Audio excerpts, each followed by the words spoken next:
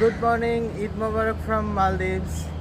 এখন বাজে 6:40, 7টায় নামাজ এখানটাতে। আমরা যাচ্ছি কয়েকজন এখান থেকে। আমাদের যিনি হোটেলের ওনার উনি আমাদেরকে নিয়ে যাচ্ছেন। পাঞ্জাবি আনবো করেও এবারে পাঞ্জাবি নিয়ে আসা হয় নাই। সো যেটা হচ্ছে যে এই ট্রাউজার আর এইটা আম্মু এবারে পছন্দ করে কিনে দিয়েছিল মালদ্বীপসে এসে পরার জন্য। ঈদের দিনই এটা পরা হচ্ছে, দ্যাটস ভেরি ইন্টারেস্টিং। এবং এইটা নিয়ে আসলে যাচ্ছি নামাজ পড়ার জন্য। তো অলরেডি সবাই এই যে আমাদের আপা রেডি হয়ে গেছেন, ওনার প্রথম ঈদ জামাত, এবং তাও হচ্ছে দেশের বাইরে। আরিফ ভাই আসতেছে, আরিফ আর বিচ্চি কোলে। এইদিকে মোটামুটি পুরোটাই ফাঁকা ঈদের দিন যেহেতু। সো আমরা এখন যাচ্ছি মালদ্বীপসের ঈদ জামাত পড়তে। আচ্ছা, এইটা যেহেতু একটি মোটামুটি পশ এরিয়া, সো এখানটাতে সকাল নাকি সবসময় একটু দেরিতে হয়। আর তারপরও এই জায়গাটা এত বেশি গ্রিন যে সকালবেলা দেখতে অনেক ভালো লাগে। সো আমরা ঈদ জামাত পড়ে আসি, বাকিটা তখন শেয়ার করব।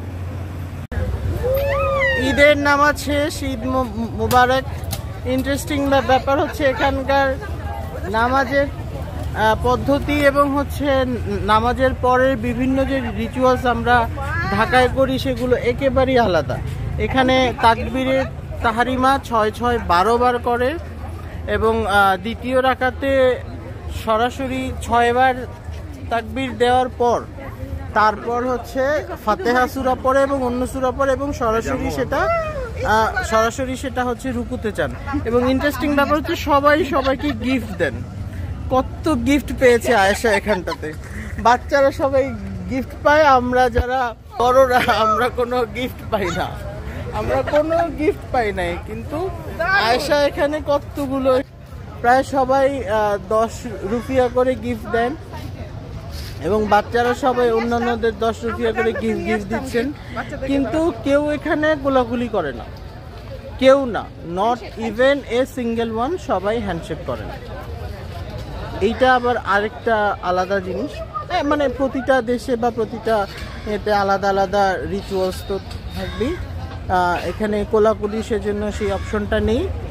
সালাম তো অনেক দূরের কথা, কিন্তু এই যে ঈদি দেওয়ার যে অপশনটা সেটা এখানটাতে আছেন।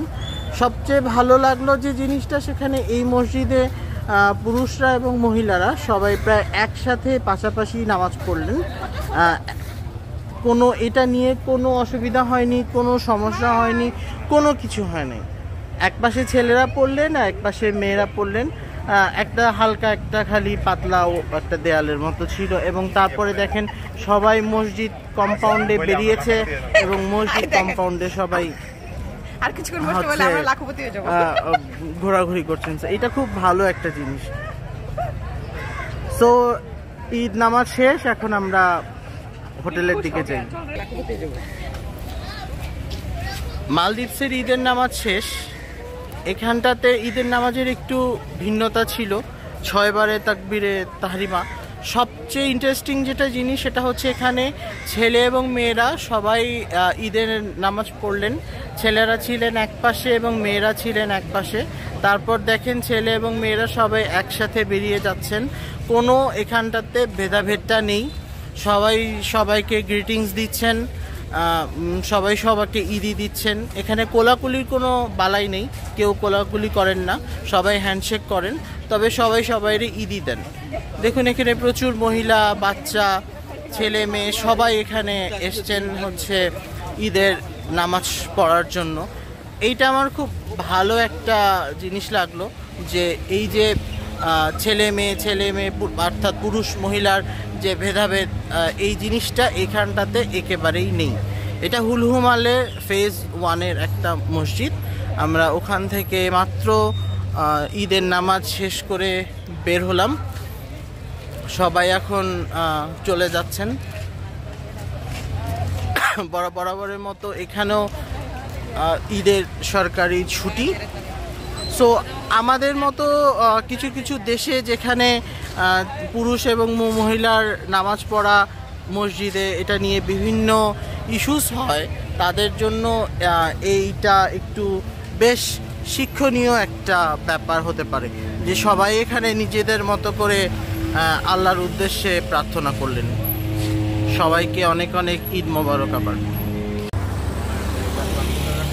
এই যে রাস্তার পাশে এত গাড়ি পার্কিং, এত সুন্দর করে সব কিছু প্ল্যান করা, গাড়িগুলো দেখুন, এবং হচ্ছে বাড়ি, প্রতিটা গাড়ি, রাস্তাঘাট, মানুষজন। কিভাবে আপনার মনে হবে যে এটা মানে মালদ্বীপের মতো ছোট্ট একটা দেশের একটা কৃত্রিম আইল্যান্ড হুলহুমালে, মানে চাইলে কি না করা যায়, আসলে সব কিছুই করা যায়। এত সুন্দর, মানে আসার পর থেকে আমার কোনোবারই মনে হয়নি যে এইটা হুলহুমালে, মনে হয় যে এটা ব্যাংকক বা সিঙ্গাপুর এই লেভেলের কোনো একটা জায়গা। কি অসাধারণভাবে সব কিছু তৈরি করা। পার্কিংগুলো দেখেন, গাড়ি সবাই রেখে চলে গেছে, হারানোর কোনো ঝামেলা নেই, চুরি ডাকাতি হবারও কোনো ভেজাল টেজাল নেই, সব কিছুই অত্যন্ত সুন্দরভাবে। আর আরেকটা যেটা জিনিস, যে পুরো এলাকাটায় এত সুন্দরভাবে সবুজ দিয়ে ঢাকা হয়েছে যেন গরমটা কম হয়। এখানে প্রতিটা বিল্ডিংয়ে দেখেন একটা করে নাম্বার আছে, এটা যেমন 123, তারপরে এটা 124, পরেরটা 125, এভাবে পুরোপুরি সিরিয়ালভাবে এই রোডে। সো সহজেই যেন জিনিসটা বোঝা যায়। তো যিনি এই হুলহুমারের প্ল্যানটা করেছেন তিনি একজন জিনিয়াস।